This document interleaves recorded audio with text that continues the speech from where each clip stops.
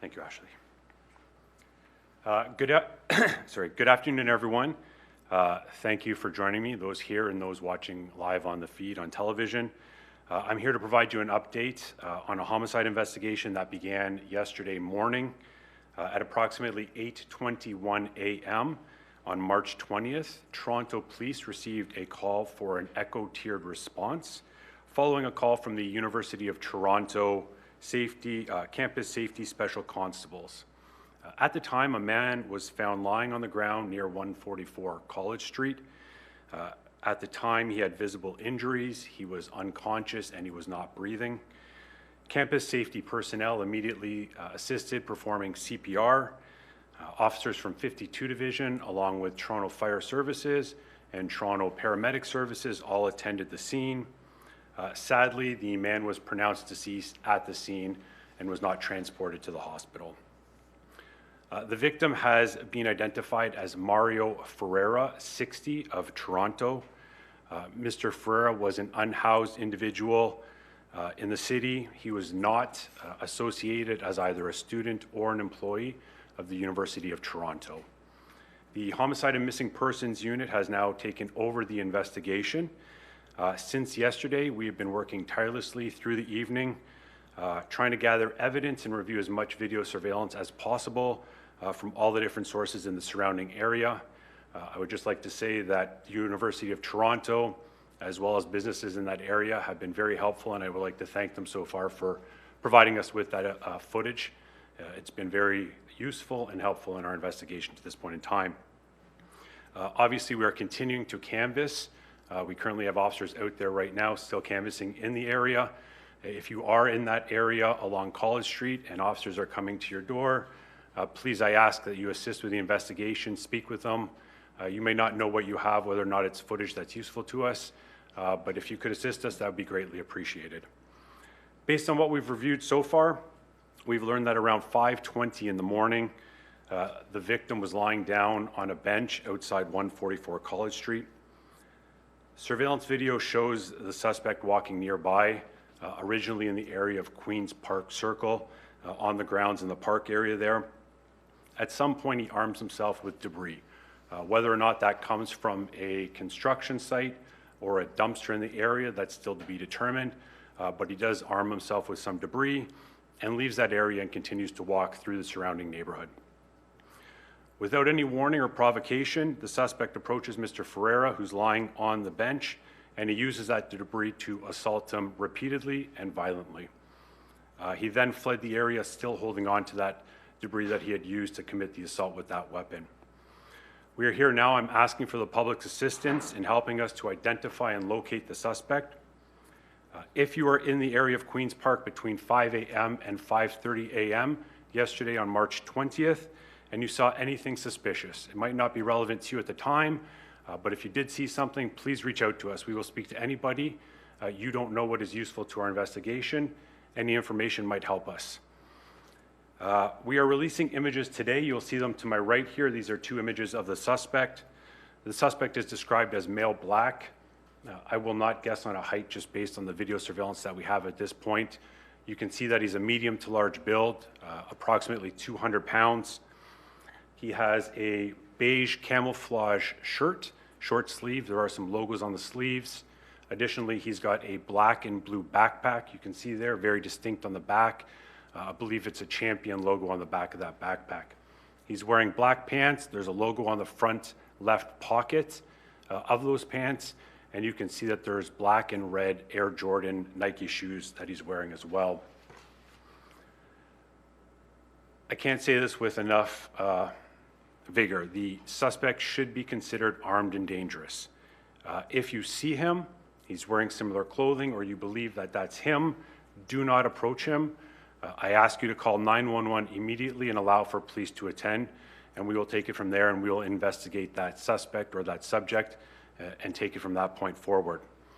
To the suspect, if you see yourself on these images, if you're out walking by a business or you're in a location and you see yourself, I urge you, please seek counsel and turn yourself into the local police station.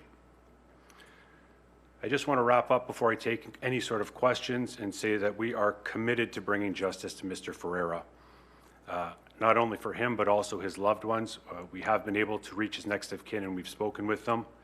And we are asking once again that anyone who might have any information, please review your footage on your cameras, review your car footage, keep your eyes open in the neighborhood, and if you have anything that might aid us in locating or identifying the suspect, please reach out immediately, and I will take any sort of questions. Sergeant, yesterday, today you're saying that he was attacked violently, but yesterday originally we were told that this was not suspicious.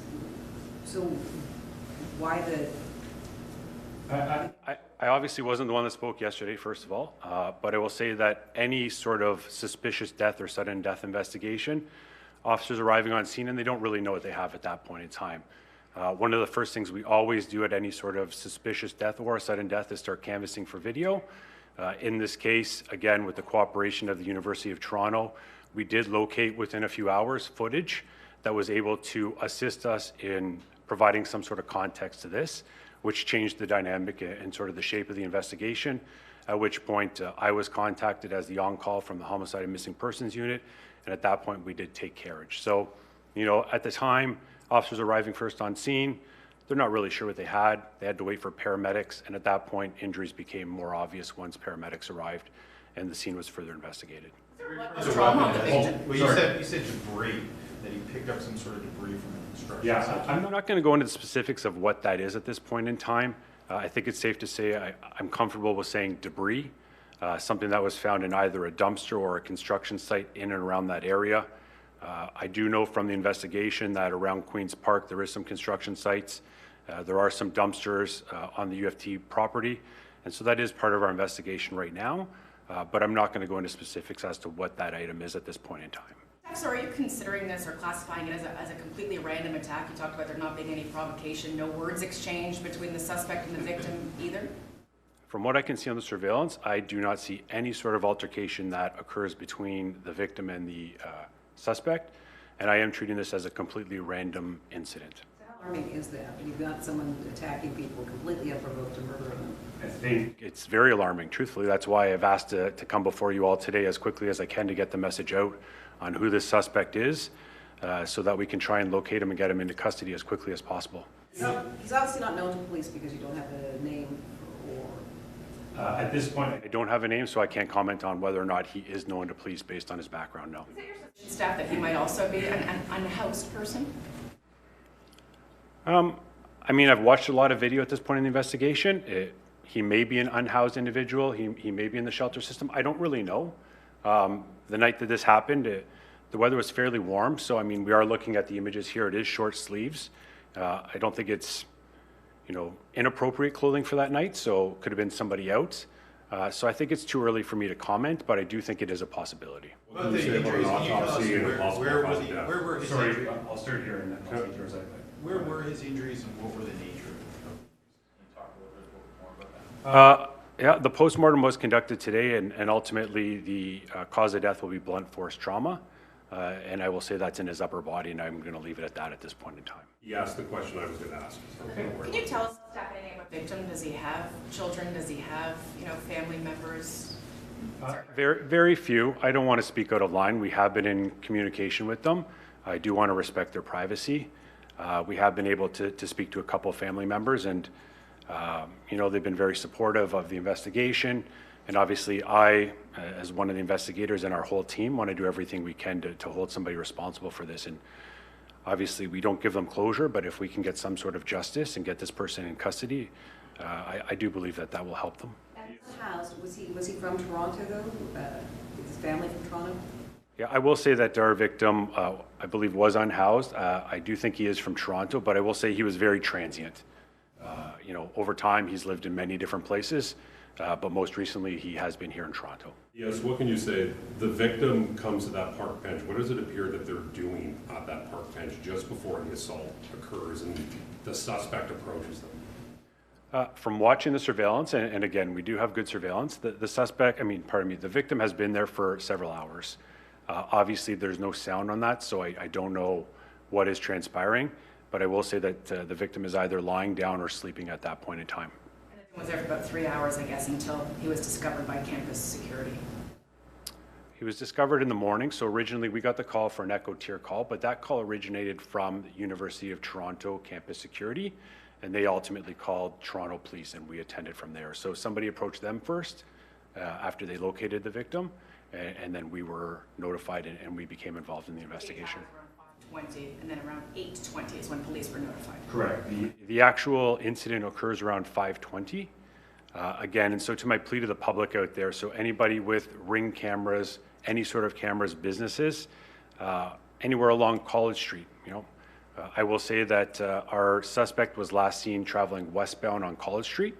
So anyone in that area, any businesses, we might not have come to you through the nights. If you have footage, please reach out. We will make arrangements to get that, or we can send you links and have that uploaded through our system. But I'd be asking anyone to look at their footage on their cameras from 5:30 in the morning until 6:30 in the morning. And if they see anything or any individual resembling the suspect on the screen here, please call us immediately. And again, I can't reinforce enough. If you see this individual in person, please do not approach them. Consider them armed and dangerous, and call 911 immediately. I'll just take one more question. To clarify to what you were just speaking of, you said U of T campus security found the victim. Did one of their special constables find that victim as part of a regular patrol, or were they alerted by someone else on campus and then went to go check on that person?